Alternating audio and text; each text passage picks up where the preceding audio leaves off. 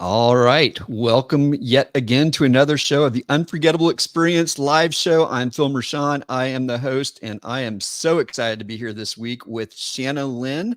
Shana is a community expert. She has been building communities for high level subscription companies for at least a decade. And now she teaches people how to do it through her own school. And we're going to talk today all about community and events and how they happen together. So, Shana, welcome to the show. Thanks for having me, Phil. I'm excited for this conversation. I am too. And I'm really thankful that I get to be one of the last interviews you do before you go on hiatus for a while, like half a year, I think, if I'm doing Yeah. my math right. So super excited. All right. So the number one question I want to ask you is tell me about your favorite event that you've ever been part of, whether as an attendee or an organizer, where community was central or community emerged. However you want to answer that question, because I'm looking for that intersection of community and events. How do you answer that? Yeah, this is a bit challenging because as a community person and an extrovert, I've attended so many events that Mm. I love and so much community has come out of them. But I feel like the one that I can talk about is the one that I was helping orchestrate the community side of. And so that was with Stu McLaren. I was his director of community for 3 years, and he hosts a big in person event every year. And we were so intentional about the community side. So for me, community is primarily about culture. That's a big part of it. So when you came in, you've got, like a sweatband with like sayings on it that Stu would say. We call them Stewisms. And when you would check in, you were getting to know people because there was cornhole or bags. If you're in the north, there was like cornhole games, and you could get branded little tattoos as well. But what we did is we tried to incorporate community elements as much as possible. So the first night we have a big surprise event. One year we did a baseball game, but this particular year we put everybody on two large boats and took them to a private island where they could connect, they could dance, they could play bubble soccer.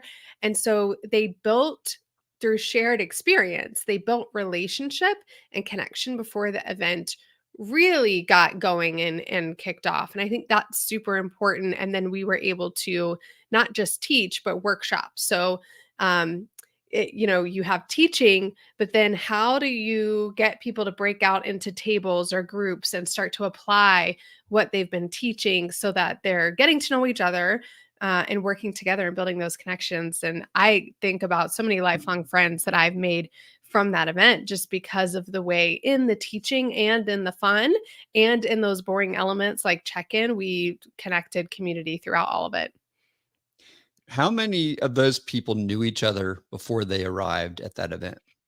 Yeah, so a lot of people had actually been in the program before, so they had connected virtually, but really when you're inside of a course, you might connect with like 10 people. You might see some other names. It just depends on how extroverted you are. So I would say about 20% of the room probably had a lot of connections because they were the more involved people inside of the course or the program, or they were alumni. But about 80% of people were coming there, maybe knowing somebody's name, but never having really made a connection before. So you were building the experience for the 80%, those who Yes. didn't know each other yet. I love the fact that you're taking boring parts of the event, like registration or check-in, and saying, how can we reimagine this? Because I think that's one of the things I love to do is like, let's don't make that boring. Let's make that exciting and make it a first introduction. But then you went to creating a shared experience, and that doesn't have to be a high dollar thing like renting boats and going to a private island. That's a cool thing. It's Right. memorable, but it's the shared experience. What other strategic things were you doing there that maybe may not be noticeable to the naked eye that were building community? Yeah. So we had different elements where people could connect during break time. So a lot of times during break time, it's just break and everybody kind of goes and does their own thing. But one time we had like a donut wall. And so it was this big wall that you would go to and you would like pull your donut off of it for the break. And that seems super silly, but what it did is it helps people congregate around one place in one area versus just going and splitting apart. And then we also had the Facebook group that we ran for weeks before the event. So we used that Facebook group to help build connection. And this is something that you and I have talked about that you've leveraged before as well, so that the Facebook group is building momentum and connection headed into the event. And it's also allowing people to schedule their own meetups with their little community within the community. Yeah, I think that pre-event engagement is absolutely critical whenever you can. I imagine there's some events that you've worked with, and I have too, where that's just not really possible to do a whole lot of pre-event community building. If that's the case, and you were walking into a situation like that, what would you do differently? Well, I think a lot of times the pre-event community piece can be pretty challenging, but once you get there, having opportunities for people to meet up with each other. So I'm speaking at an event next week called Sub Summit, and they're not doing as many of these as, say, traffic and conversion did when I spoke there. But having the meetups for different groups of people. So, for example, they're having a meetup for women in subscription and membership businesses because it's a very corporate event. There's going to be a lot of men there. So they're like, well, let's find a way for the women in particular to connect. A lot of times I find these more intimate meetups and gatherings are reserved for the speakers of the event, which is really great to have that for your speakers. That adds value for them. But what about all of the attendees? The last thing we want is for our attendees to be isolated the entire time and to leave knowing nobody and having no connections. So we can either rely on attendees to talk to the person next to them, which often isn't going to happen, or we can facilitate that through structured meetups that they're invited to, or something else that you and I have talked about is like, how do you leverage the MCs in an event to spark conversation so that, that those strangers around them by the end of session one are no longer strangers. They know their name, they know their business, and they've had a moment to connect. So, when you're thinking about going from strangers to community, and conversations and connections are somewhere in between there, what are those steps? And what would be your advice to other event organizers on how to take strangers and mold them into a community, hopefully by the end? You can't force it, but you can help certainly encourage it. What would those steps be that we need to be strategically thinking through the different elements of our event to help build that toward community? And why should we? Should we worry about it? Yeah, well, you should, because community is one of those things that makes people sticky and creates recurring customers and repeat Mm. customers, which increases your lifetime value per customer, increases the chances that they're going to buy your future programs, which means that you can spend more money to acquire customers in the future, right? And especially for those of you that sell higher ticket programs or software, whatever you're selling on day 3 or day 2 of your event, which so many people do, when people already feel connected to your community, they adopt the identity of a community member because they've made those connections at the event. They're way more likely to convert. So if we think about not just the content being part of that conversion conversation, so how do we teach them really good content that gives them value and set up, this desire for whatever it is that we're selling, but what we're selling has a community element. What we're selling has a culture, has a brand to it. So how do we help them further adopt that identity as a member of XYZ community before they ever have the invitation to join? How do we help them meet other members of XYZ community before they have the invitation to join? Because now I know Sally who's in this program, right? I know Joe who's in this program, and I feel so culturally connected to the people in this room. I want to continue that relationship. So that's really the benefit of doing it. And sometimes I think it's almost easier for event organizers because every event already has a clear cause and a clear path of progress, which is what we talk about so much in community building. You have to start with a very clear cause and purpose. So we have that filter already going in. The piece that a lot of event organizers and business owners might miss is the culture piece, which is the beliefs, the behaviors, and the boundaries, right? So when we go into an event, it's not just how do you register, here's what you're going to learn, but who am I becoming at this event? How am I going to leave different? What identity am I adopting? And, there's certain aspects within an event program, within the onboarding and the start of an event that are not logistical, that are, we have people coming from all over who have all of this. But when you leave here, we want you to be feeling, thinking, doing these things. And here's how we act, because we are, we used to say tribers for Stu's community, but we are whatever name you give your community. And because you are this identity, this is how we're going to show up at this event. We're going to show up fully present. We're going to talk to the people and connect to the people around us. We're not going to hesitate to walk up to a conversation. We're not going to turn our back on conversations.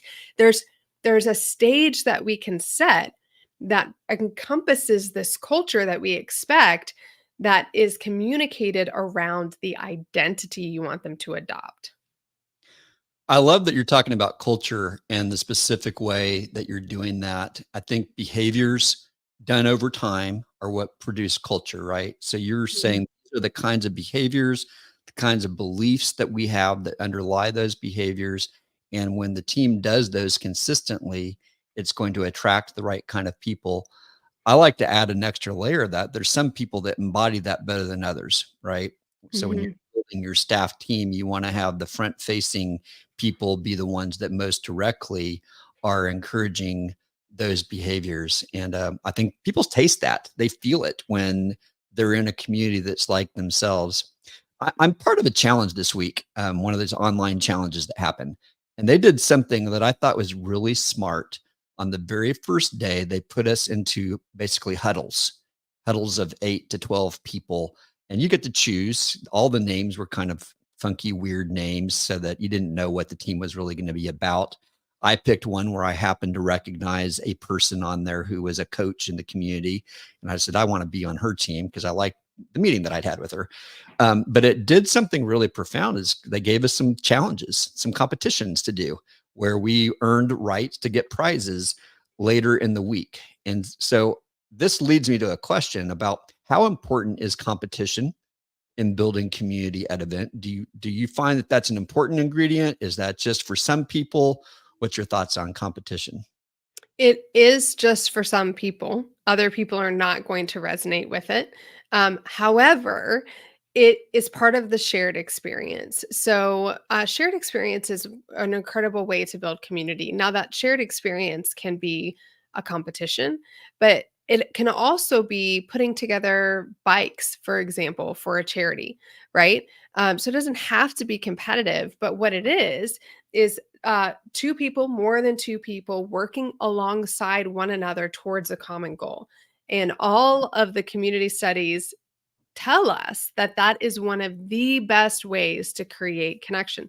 If you have people looking at each other trying to create connection, you can do it, Mm. but you create a whole nother level of connection when they're working alongside each other in this shared experience. So whether that's a challenge, a competition, whether that's, hey, we are going to put a whiteboard, poster board on the wall, which is something we had done at events before. We're going to put a poster board on the wall. You're going to go in these groups of 10, and we're going to give you all sticky notes.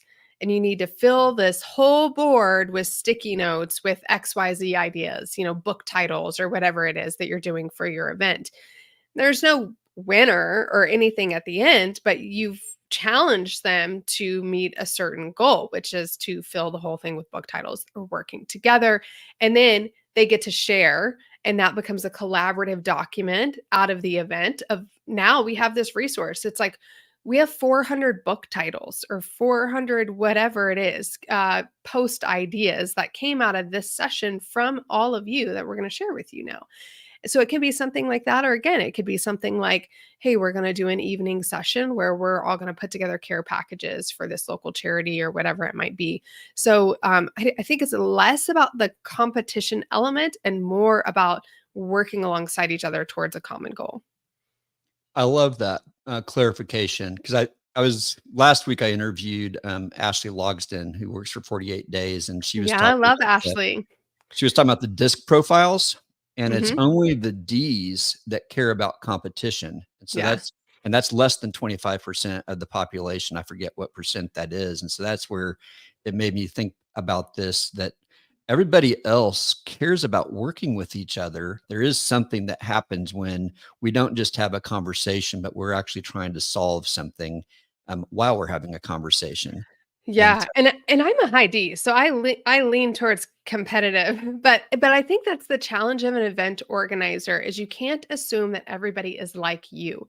So if amen. you can understand things like the interview with Ashley, if you can understand disc profile, if you can understand Enneagram, if you can understand Myers-Briggs, it just having an awareness that you're going to have a wide variety of people and catering to those different varieties versus assuming that everybody is like you or is like the visionary, which I think as an event organizer is probably a challenge that you might have with visionaries of going, yes, I understand that this is how you receive information, this is how you connect, and you don't think we need to facilitate this way. But you're 10% of 100% of people that are attending. So let's talk about how we accommodate the other 90%, because I imagine their vision is built towards their 10% of the population. But I think for me, like that working alongside each other, the other thing that it can do, just talking about personality types, is it can get introverts to come out of their shell because one way to get an introvert to come out of their shell is to give them a job, to give them a very specific task, a very clear role, and a very clear way that they can contribute. And so being able to do that, to say, hey, we're going to work towards this and everybody needs to contribute to this, can create that environment where the introvert has the smaller group of people they can connect with. They have a very specific way to contribute. And so they're more likely to do that versus just, on their own initiating a conversation. Absolutely. Yeah, and there's so many different ways that you can do that. My mind is going a thousand places, but I'm not going to go there. Even just your donut wall, though, doesn't have to be collaborative, but it could be. You could Mhm. say, "Hey, go grab a donut, and here's a bunch of sprinkles." And then imagine I that love you it. go create a donut, and you actually have to go give it to someone. You have to go find someone who's willing to take it from you, maybe even buy it from you. Like, you've created some Yeah, art, you have to go sell it. I mean, you could have so much fun just with a donut wall. It's a conversation starter to begin with, but you right. could even take it to different levels, like each day of your event, it morphs through the event. Mhm. All right, so let's back up now. So we're starting from the beginning of the event, and we're assuming majority of people are strangers. We've already established that. Maybe they've made a few online connections, but they're arriving at the event. Our goal at the end is that a community has emerged. We don't have a goal that everyone's going to feel like they're part of the community, but a significant percent. Let's say we can get up to 70 or 80% who feel like, yeah, these are my people. I want to keep the relationships going. This is a significant community for me. I want to be part of it. How do we get from A to Z on that path from stranger to community? Well, it's not just one thing. You know that, Phil, And but like, what are the key steps that you'd think through? We've talked about some of them, but I want to put them on a yeah. timeline in my mind. Yeah, I would really be thinking about first the community strategy. So I teach a community strategy, clear cause, strong established culture, communication. And the communication piece is not just the outgoing, which tends to be event organizers. It's all megaphone promotional, but it's the incoming. It's getting feedback from Mm. people attending the event so we can really cater the event to their needs. But then it's the internal, the engagement between community members, event members. So how can we make that happen at the event or in advance? And then it's the connection piece, which is creating safety around trust and clarity. So have we been really clear about the purpose? Does everybody understand where to be? Because I think one of the biggest hindrances to connection and community at an event is people who are um, overly consumed with the details of the event because they haven't been clearly communicated. They don't Mm. know where they're supposed to go get lunch. They don't know when the breaks are going to be happening. They don't know, hey, can I make dinner plans with somebody or can I not make dinner plans with somebody? And so if we, those details, although they are, um, not always seen as part of the community building aspect, are really important, because if we don't have the logistics of the event spelled out for them in a very clear way, that's going to be their concern when they have a 15-minute break, not who can I meet. So we have Mm. to take care of all of those things and give them clarity in those things so that we now have space for connection to happen. And again, I think at registration, first off, nobody likes to wait in line. Waiting in line is boring. So, is there a way for us to facilitate connection with other people while they're waiting in line? That could easily be just a team member who's going down the line, saying hi to people, getting to know them. And then when they hear a connection point, oh, so and so's from Nashville, this person's from Nashville, like, oh, hey, Sally, come up here. You need to meet Joe. He's from Nashville. Or this person's in this industry or does this kind of artwork or whatever it might be, the theme of the event. So sometimes it's just simple like that. But how do we leverage registration to where all these people are gathered together for the first time to get them to connect? And then after that, right, it comes down to that initial event onboarding, which is that opening, keynote or opening MC statement, where we need to set the tone for the kind of community we want to create, the kind of experience we want them to have, and give them some skin in the game, give them some ownership. I tell people all the time, whether it's an online community or an in-person community, if we don't ask people to do the things that we want them to do, they're not going to do them. But you will be so surprised when we tell people, hey, turn and meet the person next to you. Make sure you make plans with somebody for lunch. Don't sit in the same place every time. And we're telling them these things and reminding them of them, but also giving the vision as to why that's important. Yes. They'll actually do it, you know? And Right. then we've set that vision, we've cast that tone of the culture that we want. And so then throughout, whether it's things we're doing at the break, whether it's how we send them off for dinner, whether it's taking, application elements and giving them workshop activities, that's part of the MC facilitation. And you and I have talked about this a lot, where it's like you, everybody thinks about the content. But what happens in between those pieces of content is just as important for the community building piece. And you can leverage those break times and MC times to incorporate those community elements. And then again, at the end, at the send off, part of the send off is don't leave without having somebody's number. Don't leave without having a connection, because you're going to go back to the real world. And in the real world, nobody understands where you've been for the last 3 days. Nobody understands who you're becoming. And you're going to need people like the person sitting next to you, behind you, in front of you, beside you, to help you remember this experience, to help you become this new identity, to help you progress towards this goal. And whether you joined our program or didn't join our program, we want you to have those people in your life. So we make sure that at the end of the event, we leave time for those final connections to be made. So many things there to respond to. When you're talking about the registration experience, I'm reminded of 2 weeks ago, I was in a text introduction to some people that I was going to be working with. And two of the people in the thread had area codes with their numbers that I've lived in. I didn't know That's these fun. people yet. So I said, no way, you're in 630. I spent 7 years of my life in the 630 area code, and I lived in these cities. Where are you from? Turns out this person grew up like half a mile from my college, Oh, and their wow. parents still live there. And then the other guy had my area code of 316. I'm like, no way. Turns out he worked at a church 2 miles from where I live. And so simple little things that we get to know about someone can lead to profound breaking down of walls. And so I think at Mhm. registration, if you got people who know how to listen, and if you serve people just little bits of information on their badges or give them the ability to share things, it can lead to very simple conversations. That immediately broke the ice. And I wasn't even looking for it. It's just like, what? That's odd.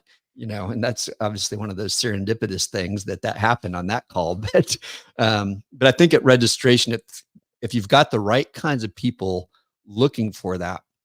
I would also say that the distance between registration and that opening keynote can sometimes be long, right? Mhm. It could be a lot of time. Like you could be invited to go into an expo hall. You could be going to some, breakouts that are happening before the official opening of the event. All those things are part of the experience. And a lot of times we put our emphasis on that opening keynote is like, this is when it starts. Well, no, it started when they walked in the door.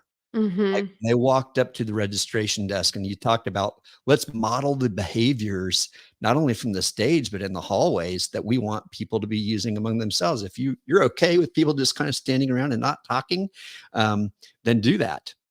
But if Yeah. you want them to be conversing with one another, then I think you need to do that. What are some things you've done there? Because that, I don't know if you've seen that, but sometimes it's as much as a day between when they check in and when that first big opening keynote is. What are some things that you've done to encourage staff to model the behaviors that you're hoping people will model? Yeah, a lot of it is just pre-training of the staff and having, continuous morning huddles with staff meetings that are really telling them that, again, this is the culture we want to create, and here's how we're going to create it. This is what it looks like to interact. And I tell people it's like a show, it's a performance. We understand that this may not be your natural personality, but you flip a switch because now you're in the show.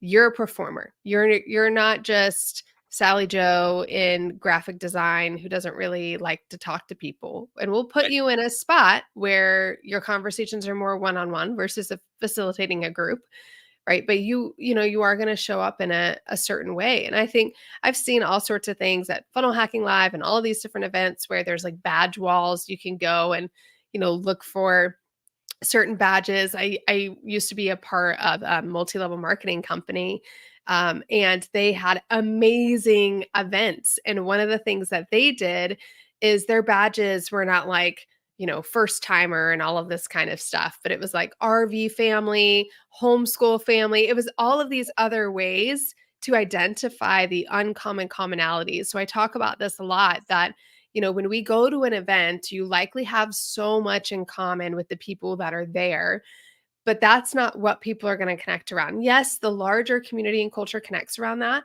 but if we want them to find their people within the people, we need to find those uncommon commonalities that they shared, like the zip code, right? That's really uncommon in that room, or maybe their particular role in a company or their pet. It doesn't matter what it is, but how can we take them from, okay, yes, I'm going into this room that's going to feel a little bit like home because they're all digital marketers, for example, and I don't know any other digital marketers outside of me or a couple other people in my industry. But now I go into a room of digital marketers and I find digital marketers who are experts in Pinterest ads like I am, or who also live in Nashville, or who also, homeschool their kids like I do, right?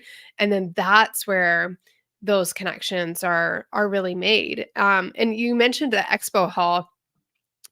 I personally hate expo halls because Right. I think it's awkward. Like you just kind of walk around and you look at things. You might pick up some freebies. Somebody might try and tell you something, which is fine. Hmm. But I think if we can take expo hall and we can have booths that are connection booths around certain topics or meetups or whatever it might be, then that's a much better leveraged reason to get somebody into an expo hall, right? So you have your booths for the sales stuff, but you also have your booths for coming and getting your different fun badges. You have your booths for coming and doing this small little, like, you're going to color this small little art piece and then we're going to make this really big art board. Or we have this booth over here and this is for the photographers in the group, or whatever niche you have within your niche, to come and connect. Or we're going to host this Q&A around this particular topic, or this small mini workshop around this topic.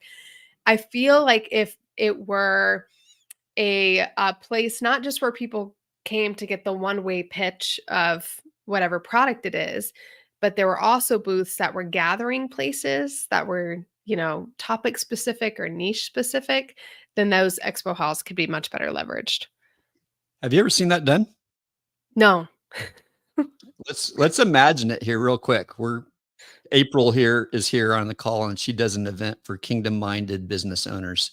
I don't think it's till next year, so we're gonna design an experience for her on the fly, in the moment. So if you could do this, what would it look like? Let's just imagine we've got a wide open space, and you have vendors who need to be there because that's some of how you're paying for the event. But you're trying to build community, so you want to have conversation hubs. Might be one way to describe what you just said. Yeah. But what would you do? How would you lay that out? Yeah, so I mean, the first thing I would think about is there a vendor who wants to host a conversation hub? Mm, So that vendor might have a booth that's twice the size of everybody else or three times the size of everybody else. They're paying to host this conversation hub, which means their vendor booth isn't just a place to come learn about the product, but it's a place to gather like minded people around a particular topic or niche, for example. And so their vendor booth has a schedule to it. And in between registration and keynote or at certain break times, they have certain, like a coffee and connection time for XYZ people at their particular space. Or I can imagine they have like a Q&A with one of the speakers that speaker speaks really specifically to this niche, and that speaker is going to do an after talk, you know, intimate Q&A at their little booth. Now, you don't have seating for everybody. Some people are going to be standing and gathering, but it's still an opportunity for you to look around and go, "Oh, they are interested in this too. They might be a good connection for me." So those are just some of the things that I kind of think yeah. about. It doesn't have to be vendor sponsored, but I think um, if you can get a vendor that speaks to this particular niche, then it's nice because then you have vendors facilitating, not necessarily team having to facilitate. Well, yeah, what I like about that versus the typical round table talk, birds of a feather kind of thing that happens at a lot of events like ours, and I think traffic and conversion and some of those that you've mentioned do similar things. Now you've got someone who their dedicated role throughout the event is to create conversations around whatever topic that might be. Could be Yeah. graphic design, could be something that people coming to your event actually care about and would be willing to be in community and conversation with other people around it. Um, where I'm working with a company right now where they're going to create a laboratory, and it's going to be a place where people can go try things with experts. So they'll have the Mhm. experts there available to answer questions, and they can try different tools and whatnot. That's different than what you're describing, because what you're describing is a place where people are going to come together for conversations with similar kinds of people. So I think that's a really cool addition to the typical expo hall. I'd love to see some events try to transform and use this. All Yeah, right, let's because I go. can think about like a church event or church communications event. And within that niche, we have social media managers for churches, right? Mm, And yep. there's 5 gajillion social media management tools out there that you can, get as a sponsor to come and facilitate conversations and workshops and Q&As, et cetera, around that. And the cool part is that if we're leveraging the communication element of creating a thriving community, we have asked questions of our attendees when they register that tell us they are a social media manager for a church. And so now I've got those specific lists of people that I can send an extra email that says, "Hey, we just wanted to invite you to these events that are happening because these are actually extra. You didn't see them on the sales page. They're not on the main agenda, but these are specific for people in your role. And we want to give you an invitation to them. Here's this, blah, blah, blah. Would love to connect with you when we're there. You're going to meet so and so and so and so." Um, I just think like the more we can create the Netflix style custom experience for people, Yes. and honestly, the more we can leverage vendors to help add to the value of the event versus some people feeling like vendors take away value. If we can get vendors to contribute value to the event by creating these niche opportunities, it's a real win. I agree. I agree. Otherwise, literally the conversations I have with event owners is how do we drive traffic to your expo hall because they paid a lot of money to be there? But if we're instead saying, how do we integrate you into the experience that we're trying to create to get the conversations going so that this community arises from it and you're a part of that community now. You're not just Mhm. someone who paid to be here. You're now seen as a resource and as a guide within this community. Then people will remember you if you served in that way, as opposed to they're constantly trying to sell someone, right? Yeah, exactly. I love that. All right, let's fast forward for a second. We're at the end of the event. What do you look for to know if a community has arisen from the event? How would you know that this is a community versus a collection of people? I think the easiest thing to do is to see what happens when, the closing speaker closes and the music stops, right? Where are the people? Are they gone? Is it empty? Or are they all still sitting in chairs, standing up, gathering, making plans for dinner, connecting? Are people leaving in groups or are they leaving solo?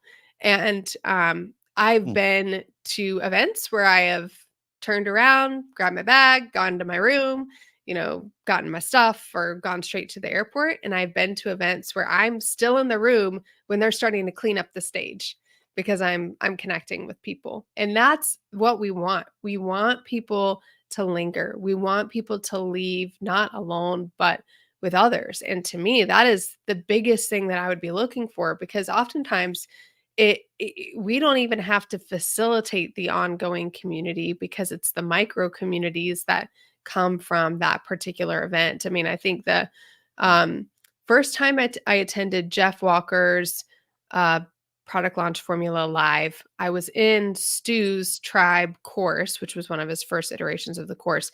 And we knew there was a small group of us from Stu's community that was going to be at Jeff's event. And we got dinner the first night and we connected and stayed connected the whole time dinners, lunches, all the things. And then when we went to Stu's event, we were already connected. We didn't feel like we didn't know anybody. And some of those people have remained dear friends, like, Rachel Miller and Paul Pruitt and different people that have stayed friends from all the way back in 2017, right? Like we've kept those connections. And I've also had an event where one person walked up to, well, she walked up to my husband who was carrying my baby at the time, but and said, I think I need to be friends with your wife. And I want to meet her and connect with her. And she has become one of my dearest and best friends. I've flown my family up to visit her. So, not every event is somebody going to connect with a larger group, but if they leave with that one connection, that one person that they no longer feel alone, not only do they connect that to your event, they're more likely to attend in the future, but they also are more likely to see success with whatever it is that you taught at the event because now they've got that accountability. They have that person who gets it. Yeah, that's so profound. Think about when you go to an event and you've had some kind of profound transformation that takes place, some kind of change that you've declared out loud or inside yourself, whatever. But if you go back home and you don't have anyone that shared in that decision with you, anyone that you can call to remind you why that was important, it's going to be easy to slide back into your old ways and say, well, that was kind of just a Sure. dream, a legend, a myth. I didn't really do that. But if you've got even that one person, like you say, that you can call. I remember going to an event and the MC at the event challenged us in the last session. He said, I want you to find someone in the room, someone that you don't even know.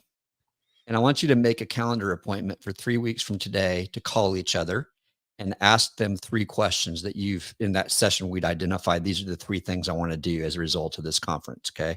So share it with that person, create a calendar invite 3 weeks from today, call them and see how it's going, which was good at one level because that was a 3 week reminder. It was bad from a different standpoint is I had no connection with that person. It Yeah. would have been way better if that would have been someone that I had developed a friendship with at the conference who was going to follow up with me, because then there probably would have been touch points in between. But at least it was starting me on the right path toward identifying what are the big changes. And I think to your point, like if you've got at least one or two relationships, then a community has emerged and that's part of your life now. And things that happen there are cemented. Anything to add to that? No, I think that's so true. And I depending on if you have two extroverts or two introverts who get that assignment, it will or won't happen. But, Right. if that would have come not just in a random, hey, find this person, but if it would have come at the end of a small group facilitation of some sort, like, hey, we're going to break you out into groups of 6, you're going to spend 20 minutes together working on XYZ. We're going to guide you through that. And then at the end, you're exchanging, information or scheduling with people who are in that group. That 20 minutes of conversation can be the difference between that call happening or not. 100%. And I did have that conversation with this lady, but I think she was surprised when I called her. Yeah. She didn't call me. but it did help. All right, so we're going to come to a close here. We will stick around for a little bit of Q&A afterwards, but Shana, where would you like to send people if they want to learn more about you, and what would be like the first thing that you would recommend people do if they want to engage with you? Yeah, so you can just go to shanalynn.com. You can learn about everything there. So if you're still not sure, if you're like, I don't know if this girl is for me, then listen to the podcast. It's Community Creators with Shana Lynn. Lots of amazing content there. I have an episode with Phil coming out in the later half of this year. So definitely tune into that. And then we do have a free community creators hub that has all sorts of community resources. So if you go to communitycreatorshub.com, you can get all of our free resources, but that's also at shanalynn.com. So anytime you enter into my world, get on my newsletter list for my weekly newsletter, anything like that, you get hub access. Everything is in one place. She has lots of free resources. I've loved getting to know you, Shana, this year. We were introduced by a common friend who knew us both and said, you've got to meet each other. And we didn't know how many common connections that we had. So it's pretty cool to get to know you. Well, Shana, thank you for being part of the live show. Really appreciate it. We're now going to transition to a little bit of Q&A because we've had some questions coming in. I love it. Thanks for So having me. April, yeah. April's been bringing some questions here. And April, if you're still around, which I think you are, we're going to dig into a couple of your questions. So what does an aftercare program look like in action? She was asking. So after the event. After the event, yes. Yeah, I think it's funny because we talk about having like the Facebook group or the community platform during the event. And what a lot of people do is they just shut it down once the event is done. But I think having that group go on for a couple of weeks, obviously you don't want to run it forever, but for a couple of weeks after the event to get people to start momentum with what they've learned is an easy way to facilitate that. And that just means that we're asking questions, we're asking how people are doing, we're getting people to make connections around, their favorite talk or whatever it might be, share notes with each other, share feedback with each other. And then you can even host some post-event Zoom calls and breakout sessions if you really want to take it to a whole nother level. So post-event Zoom calls with breakout sessions would look like almost co-working or brainstorming sessions. So the co-working side of that is we send you into breakouts. You're going to introduce yourself and get to know each other. What are you working on during the next 20 minutes or whatever? Okay, get to work.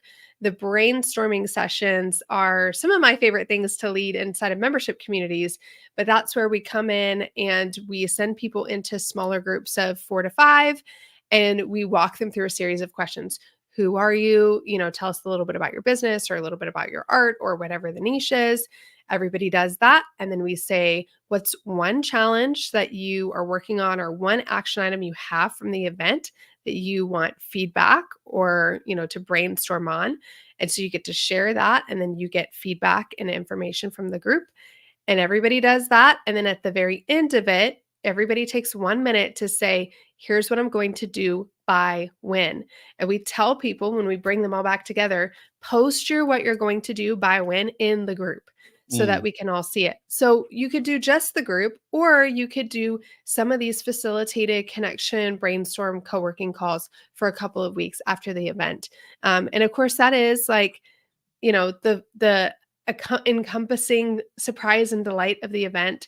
And then some people obviously have paid membership programs and things like that that help people continue to implement afterwards.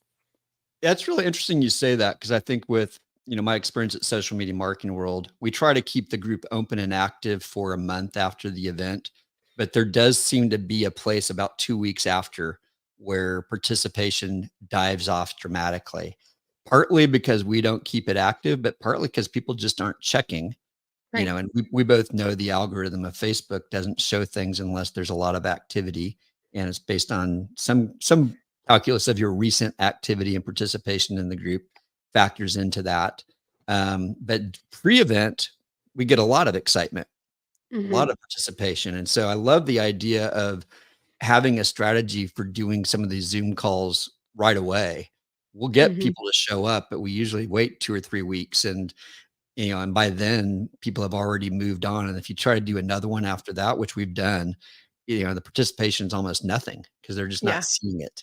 And Yeah. so I think the idea of doing something right away and giving them immediate calls to action, I think is really smart. Anything else that you'd recommend on that? I think that's the biggest thing that comes to mind for me. It really is about keeping the momentum going because, like you said, once momentum dies, kickstarting it is really, really hard. It's just like a fire. I always think about a campfire. You want to keep the fire going because starting that thing back up is a whole lot of work versus just keeping it kindled. Yeah, getting it going is an art, and the interview that I did with you, we talk a lot about that. It's unfortunately not coming out for a few months, but you'll just have to wait around for that one. Um, April's asking another question though. Are there other platforms outside of Facebook groups? And I know I asked you this question privately, and you have an episode that goes into this a little bit, but what's your initial knee-jerk reaction when people are wanting to leave Facebook and try something else? When's it a good idea? When's it not a good idea? And I know Yeah, that's a long question, but give me the short answer. Yeah, I think you know this, but I always say you got to give me a really good reason why you don't want to use a Facebook group because the hardest thing for us as community leaders is to get people to use another platform. And if you've ever had an app for your event, you know that getting people to download the app event, use they might get in there for the agenda and that's about it, right? So when we can integrate into the daily life of the event attendee, that's our highest likelihood of success. So they're on Facebook every single day. So if we can integrate into that, we're more likely to be found by happen chance when they just are scrolling their feed. And the other thing I really like about Facebook groups is there's so much information on our profiles, mutual friends, right? Groups that we're in. So when we talk about creating connection and community, I can browse the members of a Facebook group for an event that I'm attending, and I can quickly see which of my friends are going to be there because we're already connected. I can quickly see if I have mutual friends with people. Facebook makes all of that so easy for us. So Yep. that's why I'm a huge fan of Facebook groups. I mean, there are other platforms, Circle, Mighty Networks, Heartbeat. I can name 1,000 of them. They all reach out to me like all the time asking for me to be a promoter for them. I would say the one that interests me the most right now for something like this is Mighty Networks, just because they're using AI to help onboard and facilitate connection. So, like if you put in profile information that's similar to somebody else's profile information, they might give you three recommendations of people to connect with. So they're kind of doing some advanced work there. But again, like, unless you can give me a really good reason as to why not, I mean, Facebook is the way to go. I paid $48 a month for a couple of years with the 48 Days community, and I probably logged into that community 4 or 5 times total. Yeah, because it And was Mighty Networks. usually It wasn't on because Facebook. yeah, and usually because they sent me some email that gave me a reason, or I posted something and someone responded to what I posted. Yeah. Like, those were the only reasons that I went in there. I didn't go to browse and check it around because it was not part of my routine, and we're struggling with that, with Social Media Examiner. We have Yeah. our own heartbeat group that we started, and it's for members only, but getting people to adopt it is challenging. Yeah. So I'm 100% with you there. Um, let's see. Well, last question from April, and then we'll bring this to an end. If an event covers multiple niches or niches, however you want to say the word, would you suggest setting up a different niche specific Facebook group, or would you do it within one big Facebook group? I've I got would my do it. opinion on this, but I want to hear yours. Yeah, I would do it all in one Facebook group, because I think the last thing you want is to create way more work for your team, managing a Facebook group is actually really it's an effort. You need somebody on your team who's going to own that group if you want to do it well. So now we're going to have 4 or 5 groups to moderate. So we don't want to do that from a team perspective, but also from an attendee perspective. As an attendee, my thought is I want to connect with as many people as possible. So if you put me into a niche group, I'm going to feel like I'm missing out because I don't get to be in the other 4 groups, or I connect with somebody at the event and we're like connect on Facebook, but we're not in the same group. But I do think that, again, pre-event, you could host connection calls that are based on certain topics or niches. After the event, you could do the same thing. You could do meetups. You could have the badges. There's lots of things that you could do. You could have different tracks inside of your event. So, you might have workshop sessions, and there's 4 different workshop sessions around particular niches. Leverage the expo thing that we talked about. There's all these other ways for them to connect that aren't going to be nearly as much effort for your team or create as much confusion for an attendee as having multiple Facebook groups. So true confessions. I did this. Here's my Okay. hand. I really did this. One year, I think we had 17 Facebook groups. Oh, Phil, I'm sorry Yeah. for you and And your team. yeah, and we thought it was a good idea. I mean, we had one main group, but we had Yeah, all these subgroups because we were trying to do what April's asking about. How do we get the B2B marketers, the higher education marketers, the faith-based marketers, all these people who want to connect? How do we get them to connect with each other before the event? We thought, oh, let's just create their own Facebook groups for them. And Facebook makes it easy. right. But you're absolutely right. It was a lot of work to manage. We did a lot of things that were very labor intensive that we would never do today. And AI makes some of it a whole lot easier. But I think people do want to be part of that one main group, and then finding ways for them to niche down within the group for those meetups, for having posts that are just, hey, if you're a higher education marketer or professor, this is the post for you, Yeah. and conversations happen within the guides. Yeah, within the guides, that's it. We've done that within course communities and membership communities where part of their onboarding is going through the onboarding guide. And within that, we have the connections guide, which is this is for this type of people or this type of people or those type of people. Yeah, no, I think that's best practice. And let's face it, Facebook is a necessary part of our world, but everybody's on there. Not, I don't think very many people absolutely love Facebook, but we do it because it's a good connection. And I think to your point, when I see there's 50 common connections with someone, I'll pretty much immediately say yes to a Mhm. connection request if I know those people. Like if they're people that I'm like, I'm not even sure why I'm connected to all those 50 people, then I might be a little bit more suspect because I have accepted requests from people and reached out to people like, I'm not sure why. Yeah. But if your name was on the list, Shanna, it'd be an immediate, I'll connect with this person. Or if you're the only person, I might reach out and say, do you really know this person? True, Right. true story. Yeah, I've done both of those things. So amazing. Well, this has been a fantastic conversation. I really appreciate you taking time, Shanna, to be with me, be with us in this conversation here. Community is so important. So really look forward to communities that we get to be part of in the future. And for those of you who build communities who've been part of this conversation, look forward to what you do as well. Yeah, thanks for having me. This was a lot of fun. Absolutely.